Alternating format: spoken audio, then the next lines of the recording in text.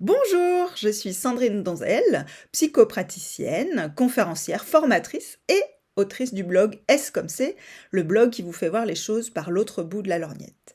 Je suis ravie de vous retrouver pour ce nouveau SOS Est-ce comme c'est. Ça faisait super longtemps que je n'en avais pas ni animé en live ni enregistré comme aujourd'hui. Donc j'espère que vous serez aussi contents et contentes que moi de retrouver ce rendez-vous. En quelques mots, avant de vous dire de quoi je vais parler dans cette vidéo, je vous rappelle le principe du SOS Est-ce comme c'est. Vous m'envoyez des questions régulièrement par mail, portant sur des aspects relationnels ou émotionnels, en famille, avec vos enfants, dans le couple, au travail ou dans la gestion de vos émotions et de vos relations. Et j'en choisis une régulièrement à laquelle je réponds dans une courte vidéo comme celle-ci.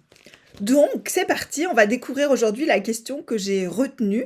Alors la voici, ça concerne une jeune fille de 7 ans, une enfant de 7 ans. Donc je vous lis un petit peu le passage, parce que je vous relirai d'autres passages de la question après. Donc voilà ce que me dit sa maman. Elle a beaucoup de difficultés au moment de l'endormissement et y compris pendant la nuit parce que elle est très anxieuse. Quasiment toutes les nuits, elle finit dans notre lit, elle met 1 heure à s'endormir, elle pleure car elle a peur de beaucoup de choses. Donc, que faire, me dit la maman, j'ai peur de ne pas avoir la bonne attitude. Donc zou, c'est parti, on va voir comment accompagner l'endormissement de cet enfant et je vais vous donner quelques pistes pour comprendre ce qui se passe et peut-être agir d'une manière un peu différente.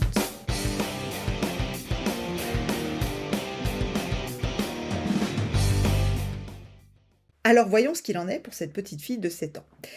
Cette jeune fille donc, elle se trouve confrontée à un certain nombre de situations, la vie, qui peuvent générer chez elle de l'inquiétude, du questionnement parce que c'est injuste, c'est pas logique, c'est pas compréhensible.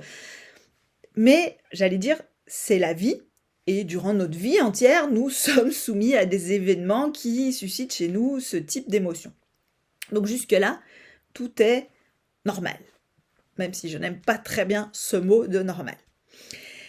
Qu'est-ce qui peut faire que ces inquiétudes du quotidien se transforment en quelque chose qui est encore d'un niveau au-dessus de l'anxiété, de l'angoisse, au point d'avoir du mal à dormir? Bon, déjà, il peut y avoir une idée d'hypersensibilité chez l'enfant, qui fait que là où la moyenne des gens perçoivent une inquiétude grosse comme ça face à tel ou tel événement, l'enfant, lui, la reçoit plus forte. Mais la ressent, pardon, plus forte. Mais ça n'empêche pas qu'on peut aider les enfants, y compris hypersensibles, à gérer leurs émotions d'une manière plus efficace. Donc, comme souvent dans les SOS comme ça, il me manque quelques informations. Donc là, par exemple, cette petite fille, en fait, je ne sais pas quels sont ses mécanismes de pensée. Donc ça serait intéressant d'aller creuser. Alors soit, si je la reçois directement, je peux lui poser des questions sur comment ça se passe, qu'est-ce qu'elle fait, pourquoi elle fait telle ou telle chose. Quand je ne reçois pas les enfants, je donne des outils de questionnement aux parents pour qu'ils puissent aller chercher ces infos et savoir alors comment réagir plutôt de telle ou telle manière. Là, au vu des informations que j'ai dans la question qui m'a été envoyée, dans le mail qui m'a été envoyé, je fais l'hypothèse, qui est peut-être fausse, qui demanderait à être vérifiée, mais je fais l'hypothèse que cette petite fille, comme énormément d'enfants que je vois en accompagnement sur des problèmes d'angoisse, en fait, s'imagine que être rassurée, c'est ne plus avoir peur du tout. Et donc, quand on a cette croyance-là, cette vision-là, c'est-à-dire être rassuré, c'est ne plus avoir peur du tout, eh bien, on a la couche de peur, j'allais dire, légitime et incompressible que va nous amener la vie. Et puis, on surajoute une couche d'angoisse, d'anxiété, sur le fait que c'est pas normal d'avoir peur. Et donc, on commence à avoir peur d'avoir peur parce qu'alors, avoir peur, ce serait le signe qu'on n'est pas normal, qu'on ne fait pas les choses comme il faut et qu'il y a un problème à l'intérieur de nous qui serait pas normal.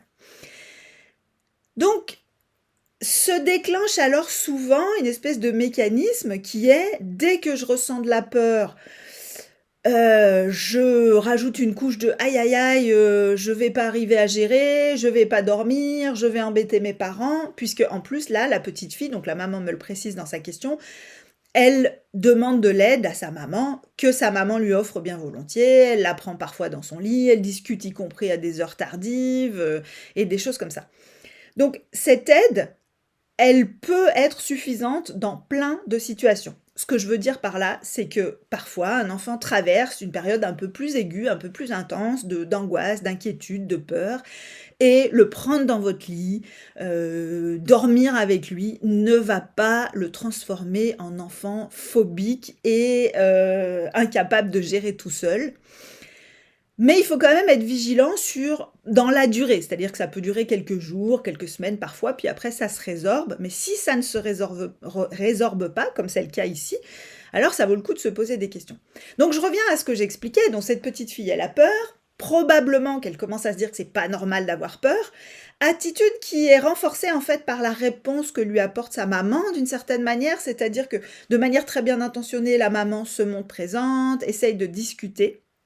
Donc ça envoie un message super positif qui est: «Je suis disponible pour moi, je suis à 100% là, pour toi, pardon, je suis à 100% là, il y a aucun problème». Par contre, si jamais ce que l'enfant interprète de cette attitude, c'est,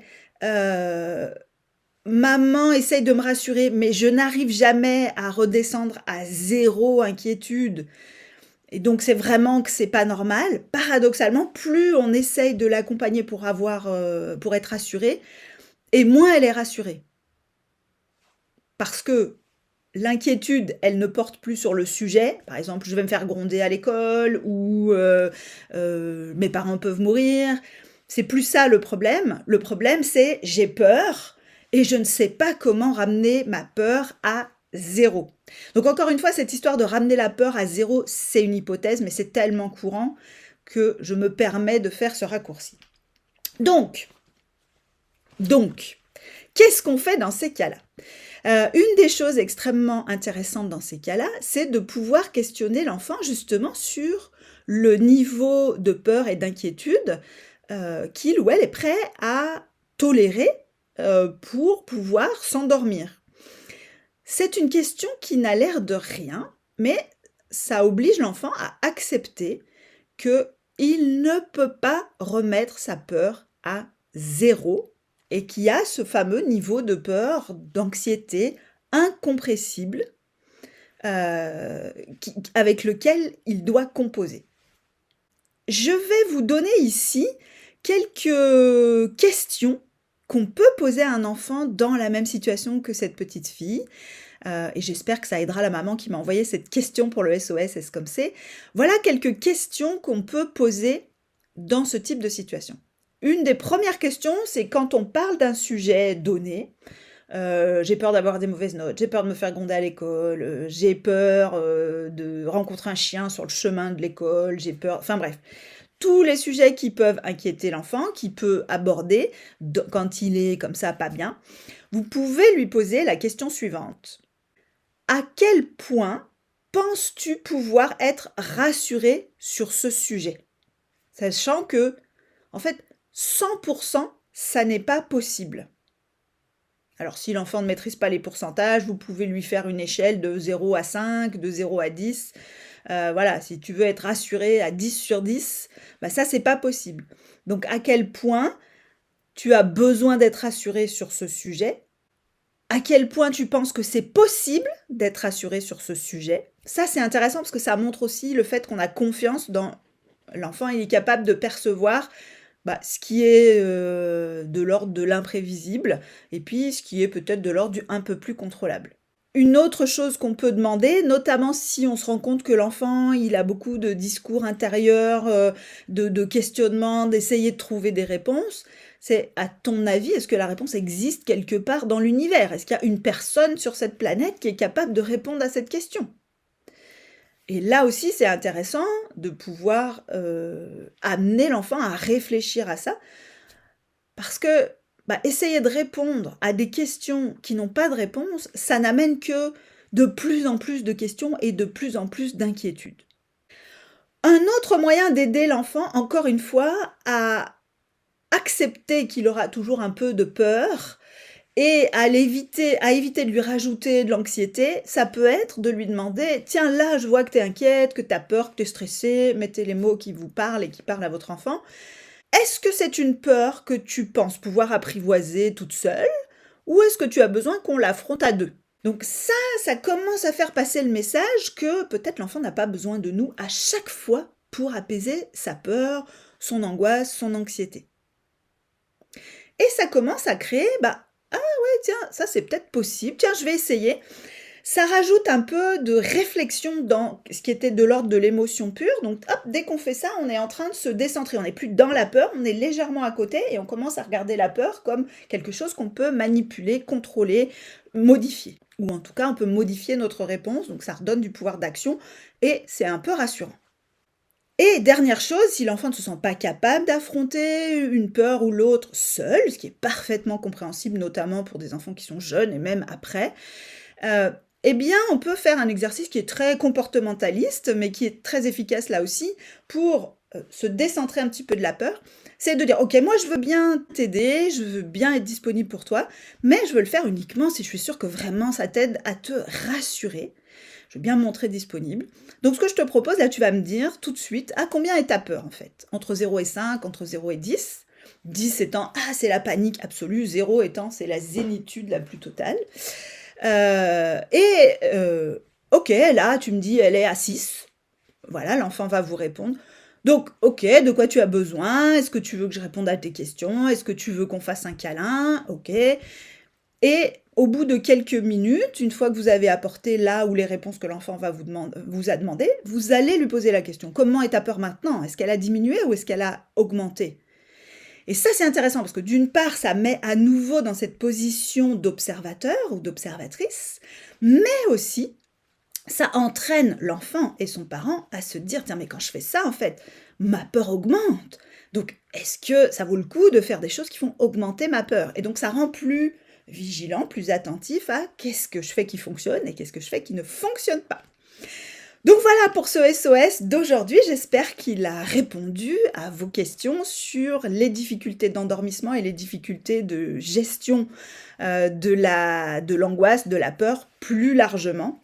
J'ai déjà publié pas mal de vidéos et d'articles sur le sujet, donc je vous remettrai plein de liens en description de la vidéo pour que vous ayez des infos là-dessus.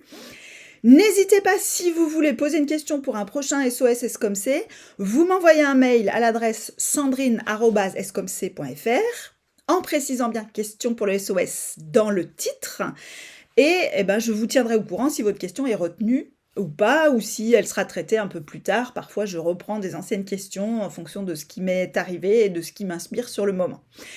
Évidemment, comme d'habitude, si vous avez envie de faire connaître mon contenu, si vous avez envie de contribuer à, faire, connaître ce que je fais à beaucoup plus de monde, vous pouvez liker, commenter, partager. N'hésitez pas aussi à m'envoyer des petits messages de réaction si vous n'avez pas envie de le faire, publiquement. C'est toujours hyper intéressant pour moi de savoir comment vous recevez ce que je vous propose. Sur ce, je vous souhaite une bonne journée et à très bientôt pour une nouvelle vidéo ou un nouvel article à retrouver sur le blog blog.escomc.fr.